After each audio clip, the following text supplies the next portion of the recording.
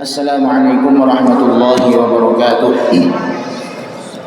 Bismillahirrahmanirrahim. Alhamdulillah wassalatu wassalamu ala Rasulillah wa ala alihi wa sahbihi wa man tabi'a hudah. Wa la haula wa la quwwata illa billah. Amma ba'd. Allahumma anfa'na bima 'allamtana wa 'allimna ma yanfa'una wa zidna ilma. Amin ya rabbal alamin. Fadilatul muhtaramin, para alim, para ulama, para sepuh bini sepuh, hadirin hadirat jamaah Masjid Agung Kudus rahimakumullah wa radhiyallahu wa barakalakum. Marilah sebelum kita lanjutkan ngaji tafsir Al-Quran pada malam Ahad kali ini, kita terlebih dahulu untuk niat i'tikaf bersama-sama di masjid. Bismillahirrahmanirrahim. Nawaitul i'tikafa fi hadzal masjid sunnatan lillahi ta'ala. Pada pembahasan pertemuan yang lalu kita sudah masuk muqaddimah, pembukaan daripada ayat yang ke-37 dari suratul Baqarah yang berbunyi fatalaqa Adamu mir rabbih kalimatin fataba alaih.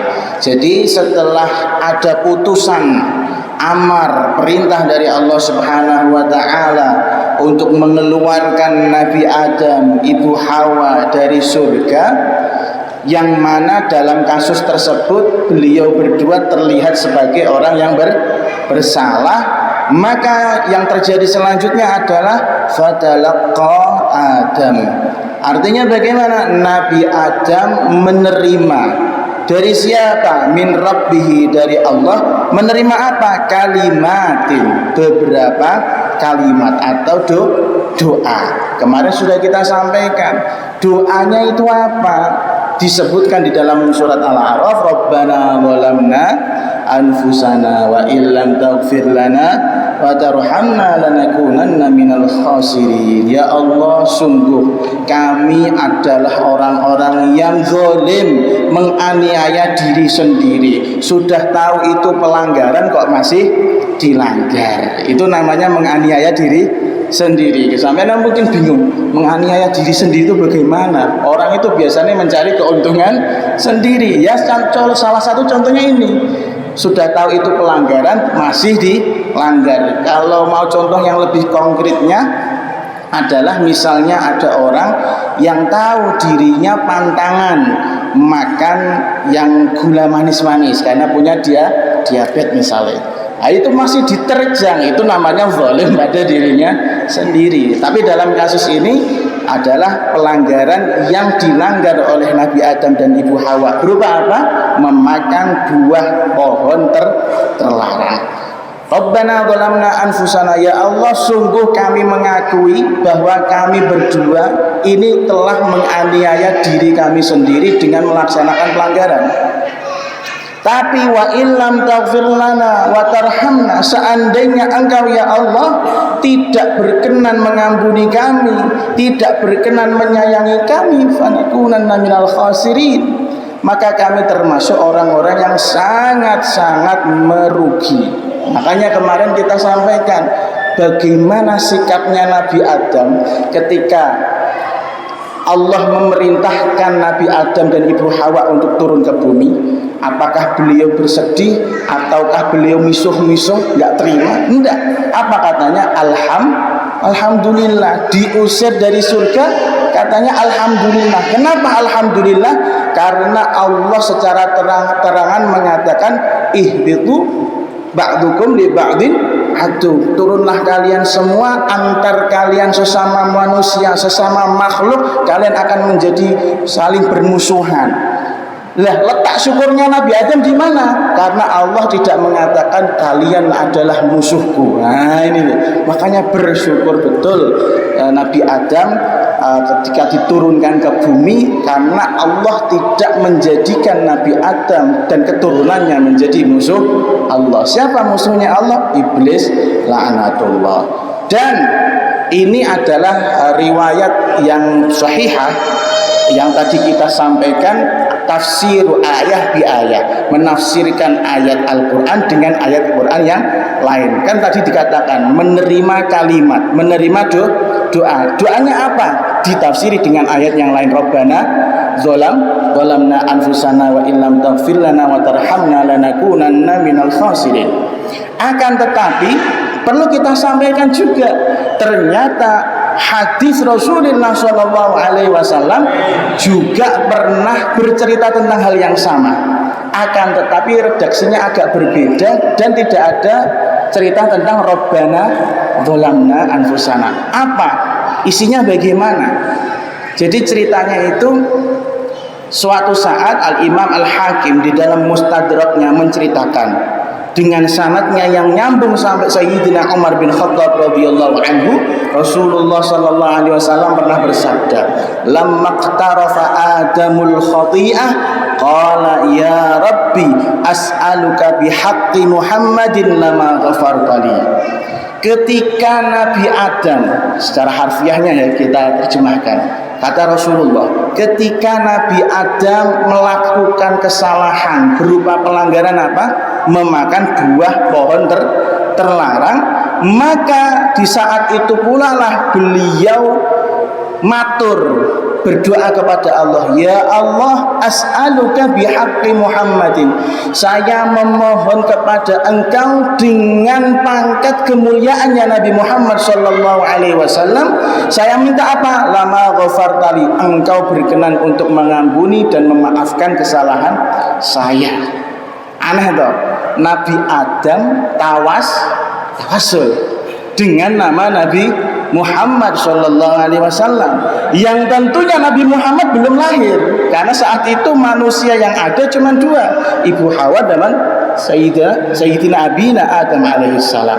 Maka terjadilah dialog, setelah doa tersebut terjadilah dialog antara Nabi Adam dengan Allah. Kata Allah, ya Adam, wa kaifa arafta Muhammadan wa lam akhluquh. Wahai Adam, bagaimana ceritanya kamu bisa tahu nama Muhammad padahal aku belum menciptakannya? Saat ini yang manusia ada cuma kamu, Nabi Adam dan Hawa, kok tahu nama Muhammad? Maka kata beliau, ya Rabbi, li'annaka lamma khalaqtani biyadika wa nafakhta fiyya min ruhik rafa'tu ra'si fara'aitu ala qa'imil arshi maktuban la ilaha illallah Muhammadur Rasulullah fa'alimtu annaka lam tudif ila ismika illa ahabbal khalqi ilaik. Artinya, ya Allah, ketahuilah sesungguhnya ketika engkau menciptakanku dengan kuasamu dan kemudian engkau meniupkan roh di dalam diriku, maka di saat itu pula aku memiliki kemampuan untuk mendongakkan kepalaku ke atas, dan aku melihat ternyata tiang-tiangnya aras itu ada kaligrafinya, ada hiasannya bertuliskan la ilaha illallah Muhammadun Rasulullah sallallahu alaihi wasallam. Maka ketika aku melihat di situ ada nama Muhammad, maka aku tahu bahwasanya yang engkau tulis tersebut adalah orang atau makhluk yang paling engkau cintai. Karena tidak mungkin ada nama panjenengan Allah disandingkan dengan nama makhluk kecuali orang istimewa. Masya Allah, ini pikiran cerdasnya Nabi Adam. Faqala Allah, kemudian Allah berfirman, sadaqta ya Adam, innahu la ahabbul khalqi ilai, ud'uni bihaqqih faqad ghafartu laka. Wahai Adam, yang kamu sampaikan tadi itu adalah kebenaran, bahwasanya Muhammad sallallahu alaihi wasallam adalah makhluk yang paling aku sayangi, adalah makhluk yang aku cintai, adalah manusia yang aku sayangi. Maka dari itu ud'uni bihaqqi. Kalau gitu, kalau kamu sudah tahu, berdoalah kamu dengan bertawassul dengan pangkat kemuliaannya di sisiku, maka pastilah aku akan mengampuni dosamu. Bahkan redaksi hadis terakhirnya lebih keren meneh, walaula Muhammadun ma khalaqtuka. Seandainya enggak ada nama Muhammad wahai Adam, aku gak mungkin menciptakan kamu. Masya Allah, ini hadis boleh sampean cek, boleh anda lihat kalau punya kemampuan untuk buka kitab, di dalam kitab Mustadraknya Al-Imam Al-Hakim. Dan kata Al-Imam As-Subuki di dalam kitab Syifa'us Saqim, ini hadis termasuk hadis yang hasan. Hadis hasan alias bisa digunakan untuk hujjah, gitu. Jadi selain tadi Rabbana dzalamna anfusana wa illam taghfir lana wa tarhamna lanakunanna minal khasirin, begitu juga cerita ini. Oh, ternyata ada tambahannya.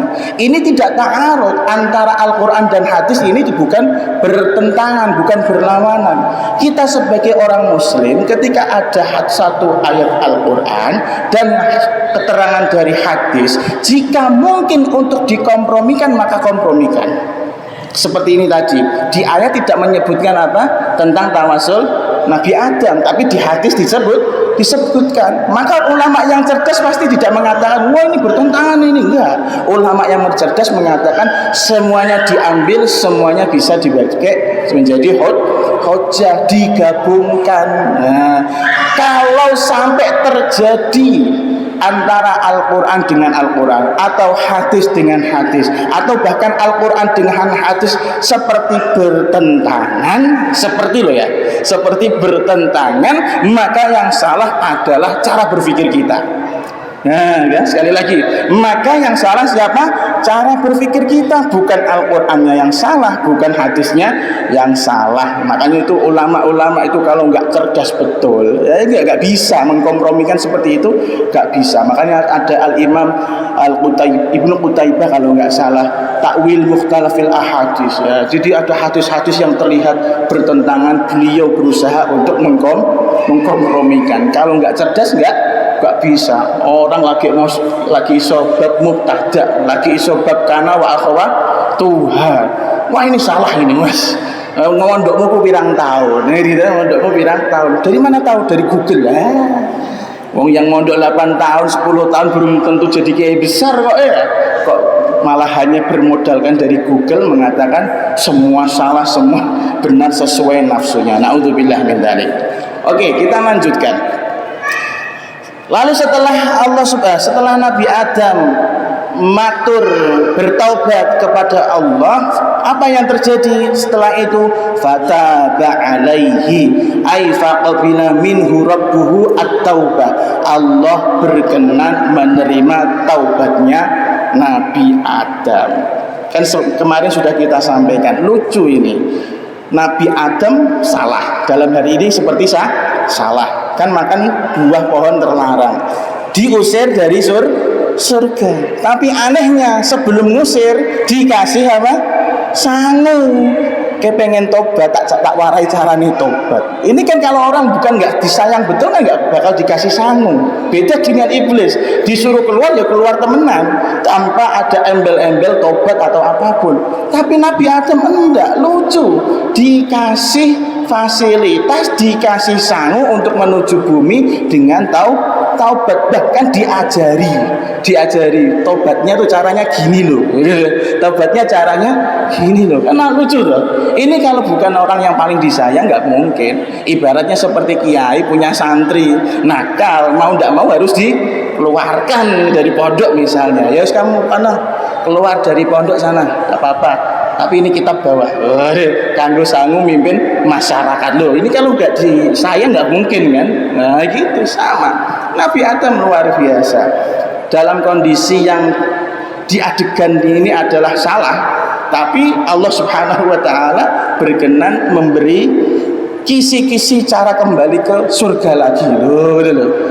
Dikasih kisi-kisi caranya balik ke surga. Ini kalau nggak sayang betul, nggak mungkin Allah melakukan seperti itu. Lalu kemudian kita sering mendengar hamba bertaubat kepada Allah, tapi di sisi lain seperti ini, fataba alaihi innahu huwat tawwabur rahim. Allah itu zat yang maha menerima taubat. Loh, maksudnya kepiye Allah menerima taubat, hamba bertaubat? Artinya bagaimana sih?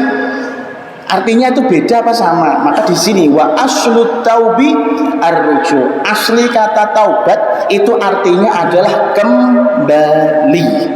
Fa idza wusifa bil 'abdu kana ruju'an 'anil ma'siyah ila tha'ah. Jika kata taubat ini disandarkan kepada seorang hamba, maka maksudnya adalah si hamba tersebut kembali dari kemaksiatannya menuju kepada ketaatan. Misalnya si Sofil melakukan kesalahan, Mas Sofil ya, dosa, alhamdulillah ya. melakukan dosa lalu kemudian ya Allah saya bertaubat, maka dikatakan masofil ini adalah hamba yang bertaubat kepada Allah. Bertaubat bagaimana? Berarti masofil kembali kepada ketaatan dari kemaksiatan. Ini kalau kata taubat disandarkan kepada hamba. Tapi kalau kata taubat disandarkan kepada Allah, bagaimana artinya?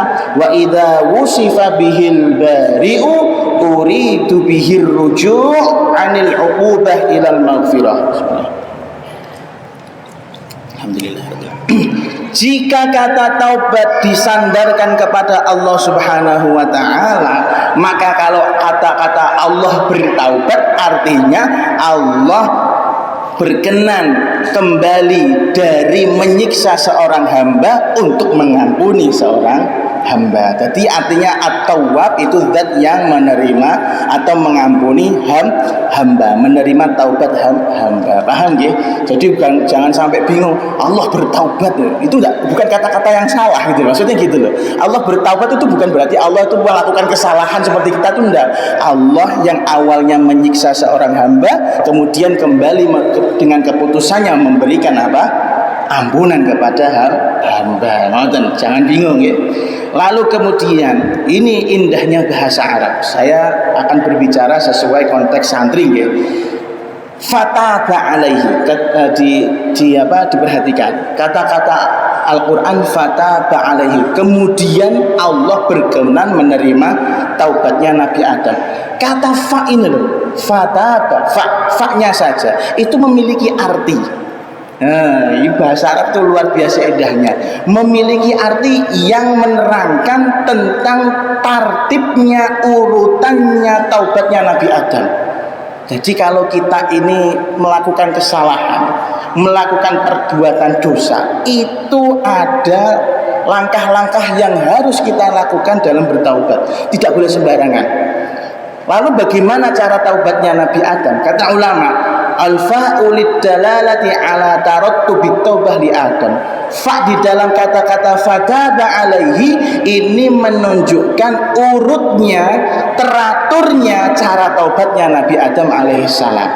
Bagaimana cara taubatnya? Yakni talaqqil kalimat al-mutadammin li makna taubah. Yang pertama, proses taubatnya Nabi Adam itu Nabi Adam menerima wahyu berupa apa? Doa cara bertaubat. Apa tadi? Rabbana zalamna anfusana wa illam taghfir lana wa tarhamna lanakunanna minal khasirin. Lalu yang kedua, wa tamamut taubati minal abdi bin nadami ala makan. Yang kedua, sempurnanya taubat tersebut dengan cara apa? An-nadam, penyesalan. Maka orang taubat itu harus betul-betul menyesal. Saya misal ada orang saya tobat besok nggak narkoba lagi ya. Besok saya nggak narkoba lagi, nggak miras lagi, nggak jajan LC lagi misalnya. Ngapunten alhamdulillah ya. Nggak open BO lagi, kasar-kasarannya gitu ya. Tapi dia nggak kapok, nggak menyesal. Yo besok yo laku meneh gitu. Besok pesen lagi kan gitu. Makanya taubat itu yang benar-benar taubat itu bukan hanya sekedar omongan, harus berangkat dari penyesalan. Makanya Masya Allah banyak sekali para aulia sholihin yang dulunya adalah orang-orang yang fasik, dulunya orang-orang yang ahli maksiat, mereka bisa berubah drastis kelakuannya bahkan menjadi wali besar itu karena diawali dengan taubat yang benar. Makanya nek sampean ngaji kitab Hidayatul Azkiya, Kifayatul Azkiya, bab pertama yang dibahas apa? At-taubah. Tobatmu benahi dulu gitu loh. Jangan mengatakan saya sudah tobat kapok lah saya sok jajan meneh. Loh, ini kok jenenge nagih. Tuman. Tuman enggak boleh. Harus diselingi, harus diawali dengan penyesalan. Setelah menyesal, wabitarki dzambi al-an. Selanjutnya buktikan penyesalan tersebut dengan meninggalkan dosa saat ini. Kalau sudah mengatakan saya menyesal, maka mulai saat ini sampai seterusnya jangan sampai terjadi pengulangan dosa yang sama. Lalu kemudian setelah membuktikan hal tersebut, wa bi azmin ala alla ya'uda ilaihi fi musta'nafiz zaman. Dan yang selanjutnya, kalau di sini yang keempat adalah azam. Azam itu kalau dalam bahasa Arab sih artinya kurang lebih sama dengan bertekad kuat, bertekad bulat di masa yang akan datang, berjanji tidak akan melakukan kemaksiatan yang sama. Nah, ini kalau kaitannya, kemaksiatannya, dosanya berkaitan dengan Allah Subhanahu wa ta'ala. Alias taubat itu tidak boleh hanya sekedar di lisan saja, tapi dibuktikan dengan penyesalan, lalu kemudian betul-betul meninggalkan dosa dan berjanji, bertekad bulat di masa depan tidak akan mengulangi. Dan kita harus ketahui urusan kita dengan Allah itu mudah. Urusan kita dengan Allah itu mudah. Allah itu maha berkenan untuk menerima tobat kita, memaafkan kita. Anda misalnya na'udzubillah tarikus sholat, orang yang meninggalkan sholat, gampang tobat, lalu kemudian sahur atau qadha semua sholat yang engkau tinggalkan, selesai. Misalnya sampai kemudian sudah berusaha qadha tapi ternyata waliyadzubillah mati duluan, bagaimana? Kelihatan dari usahanya, Allah insya Allah akan menerima. Ini kalau urusannya dengan Allah Subhanahu wa ta'ala. Huququllah mabniyatun 'alal musamahah. Hak-hak kewajiban kita yang berkaitan dengan Allah itu dibangun dengan toleransi. Alias Allah itu gampangan, tidak mericik, orang angel-angel. Tapi ingat, kesalahan juga kadang terjadi di antar kita sesama manusia. Maka bagaimana cara taubatnya? Cara taubatnya tambahi lagi, wa biraddi mazalimil ibad. Kembalikan hak-hak saudaramu, kembalikan hak-hak tetanggamu, kembalikan hak-hak orang lain yang kau zalimi. Kamu misalnya maling atau ambil korupsi dana rakyat, kembalikan dulu. Kalau mau pengen tobat, bukan dengan cara penjara, kemudian di dalam penjara ongkang-ongkang sikil, bahkan bisa nyewa sipir dan lain-lain. Nauzubillah min dzalik. Fasilitas hotel ini makan duit rakyat. Kalau betul-betul pengen tobat yang benar, kembalikan dulu. Kembalikan dulu uang-uang yang kamu korupsi, kembalikan dulu hak-hak rakyat, kembalikan dulu hak-hak orang lain yang kamu zalimi. Apakah cukup dengan mengembalikan hak? Belum, masih tambah lagi, wa bi irdha'il khasmi bi isali haqqihi ilaihi bil yadi. Kemudian lanjutannya adalah carilah ridho dari orang yang kamu zalimi dengan tanganmu sendiri. Mbok piye carane? Kudune ana semacam pengampunan, semacam kata maaf, berkenan memberikan maaf dari orang-orang yang kamu zalimi. Apakah itu cukup? Enggak. Di sini masih ada lagi, wali'tidari anhu bil lisan. Jangan lupa, lesanmu harus juga mengungkapkan bahwa kamu menyesali perbuatan-perbuatanmu mendolimi saudaramu. Oh, itu angel. Nek huququllah tadi dikatakan huququllah mabniyatun 'alal musamahah. Hak-hak Allah, kewajiban-kewajiban kita terhadap Allah didasari oleh rasa toleransi, sayangnya Allah kepada kita. Tapi huququl insan mabniyatun 'alal musyahah. Hak-hak kita terhadap sesama manusia, kepada saudara kita, pada guru kita, orang tua kita, tetangga kita, relasi kita, mabniyatun 'alal musyahah. Iku didasari dengan inting-intingan. Diteni kowe. Nek kowe ngapi aku tak apiki, tapi nek kowe ngeleki aku tak eleki. Dieling-eling. Bahkan ngapunten, kebaikan kita misalnya 10. Ada kebaikan 10, tapi kalau kita melakukan satu kesalahan, maka yang satu ini yang paling diingat, karena mabniyatun 'alal musyahah, yang diingat-ingat kejelekannya.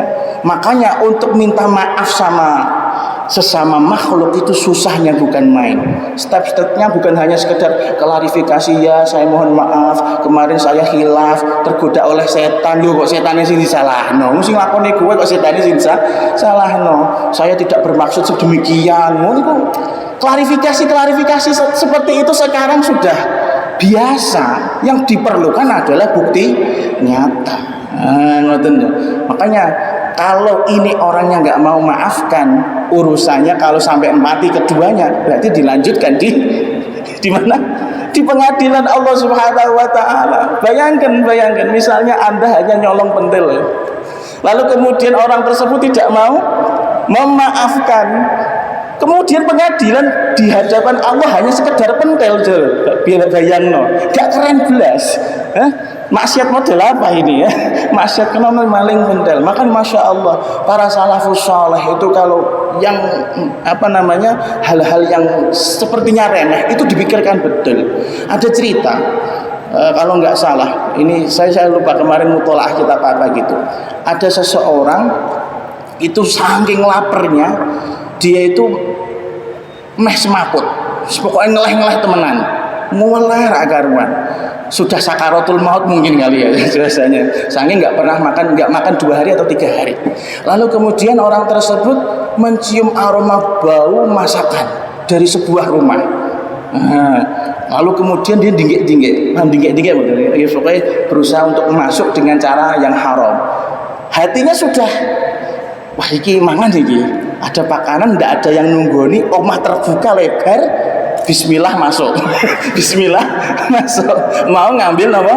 Makanan. Ini keadaan darurat padahal orang yang mau sakaratul maut. Tapi masya Allah, karena memang pawaane wong soleh, orang baik, itu sampai ketika mau ngambil ingat, astagfirullahaladzim, daripada saya makan kemudian kenyang nanti di akhirat dihisab oleh Allah, ya sudahlah mending saya mati tapi tidak bermaksiat. Keluar ini orang, kemudian di masjid iktikaf, ya Allah, ngeleh ngeleh. Enggak berselang lama itu ada orang yang nyari dia. Aneh, ada orang yang nyari dia. Kang, monggo pinarak di rumah saya. Mana rumahnya Mbah? Ya situ, monggo kita makan-makan dulu. Saya lihat Anda ini masya Allah selalu di masjid, soleh sekali sambilan ini, masya Allah. Enggak, siap-siap. Saya jamu. Masuk. Ternyata masuk ke rumah yang tadi. Ternyata masuk ke rumah yang tadi, disogati makanan yang tadi mau dimaling. Lalu kata dia, masya Allah Mbah, nuhun sewu kepareng cerita. Kalau saya mau cerita, saya itu tadi sudah berusaha masuk ke rumah ini karena ada bau makanan ini. Tapi ini makanan haram ketika saya ambil dengan cara yang haram. Ketika saya menahan hal yang haram, ternyata Allah halalkan ini bagi saya, masya Allah. Terima kasih Mbah. Wah, kalau Mbah Yai tadi, Kiai yang punya rumah tersebut mengatakan, "Lo kok terima makanan niki? Wong saya ngincar Anda menjadi menantu saya, kok malah lo." Akhirnya keluar dari itu rumah, ya dapat makanan, dapat rumah, dapat istri lo gitu loh. Luar biasa. Menahan apa? Menahan jangan sampai jatuh ke dalam apa yang diharamkan oleh Allah Subhanahu wa taala. Nah, makanya ojo ngeragas. Ojo ngeragas. Jangan tomak dengan duniawi pun. Kita lanjutkan. Innahu huwat tawwabur rahim. Sesungguhnya Allah zat yang maha menerima taubat alias maha mengampuni. Ar-Rahim juga zat yang maha penyayang. Mungkin pertanyaannya, kok sering ya kita mendengar ayat At-Tawwabu Ar-Rahim, zat yang maha mengampuni taubat juga maha penyayang. Faedahnya itu apa? Dikatakan oleh Syekh Muhammad Amin Al-Harari, wa fil jam'i bainal wasfaini wa'dun balighun lit-taibi bil ihsani ma'al 'afwi wal ghufran. Dua sifat At-Tawwab dan Ar-Rahim selalu beriringan bersama. Ini Allah ingin menunjukkan janjinya kepada orang-orang yang bertaubat. Apa? Selain kamu bertaubat, tak tombo tobatmu, tak tombo maafmu, juga disertai Allah akan memberikan yang lebih bagi orang-orang yang mau bertaubat. Masya Allah. Jadi bukan seperti kita ya. Seperti kita kalau kita memaafkan seseorang dari kesalahannya, itu mungkin masih kita ingat-ingat kesalahannya. dan masih kita hati-hati jangan sama orang ini pernah gini-gini sama kita kan gitu kan, apalagi keluar dari penjara, ini mantan residivis ini, narapidana hati-hati sampah masyarakat kan gitu, yang diingat-ingat seperti itu. Tapi kalau Allah enggak, kalau kamu betul-betul tobat, tenang, yang dulu-dulu tak lupakan, bahkan tak kasih yang lebih. Ini sifatnya Allah Subhanahu wa ta'ala. Anda bisa seperti itu, Masya Allah, berarti Anda seperti melakukan sifat-sifatnya Allah Subhanahu wa ta'ala. Dengan seperti itu Anda mudah untuk usul ila ma'rifatillah. Lah kok ora makrifat Gus ya wong dendaman kok ya, eling-eling terus dengan elek wong liya. Bon, kita lanjutkan.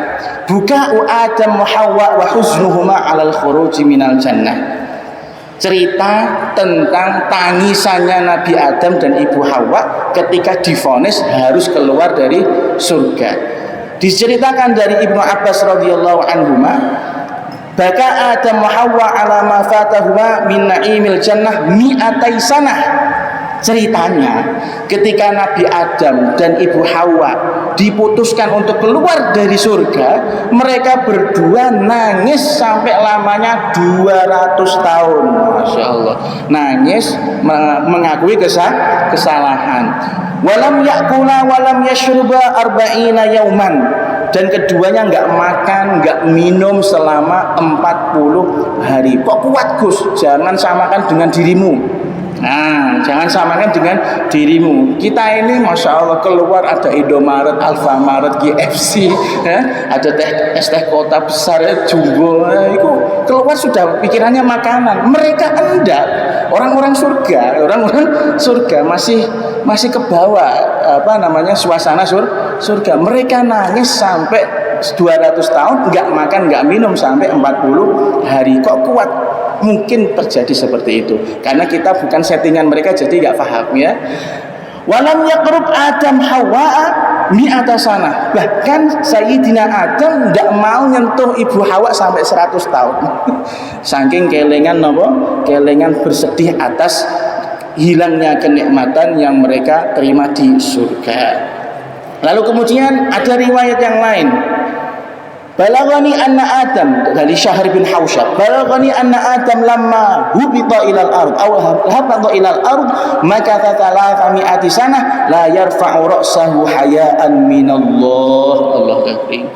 Di dalam riwayat Syahr bin Hausyab dikatakan beliau mendapatkan cerita ketika Nabi Adam turun ke bumi. Di bumi tersebut Nabi Adam enggak berani mendongakkan kepalanya ke atas karena merasa malu kepada Allah Subhanahu wa ta'ala. Kalau sekarang enggak orang bermaksiat itu malah di vlog ya, ke clubbing malam-malam, ayo kita dugem party, jeduk di share. Yo ngono wis mbok tonton lho piye jal. Ya, Alhamdulillah min dzalik. Ini selama 300 tahun enggak berani dongakkan kepala ke atas, malu dengan Allah Subhanahu wa ta'ala. Lalu kemudian ada cerita lagi, lau anna dumu'a ahlil ardi jumi'ah. Insyaallah kita lanjutkan di pertemuan yang akan datang, dan kita tutup dengan salam kepada Rasulullah sallallahu alaihi wasallam. Rasulullah salamun alaiki ya rafi'a syan ya rafi'a syan ya rafi'a syan wa daraji ya Rasulullah salamun alaik ya rafi'a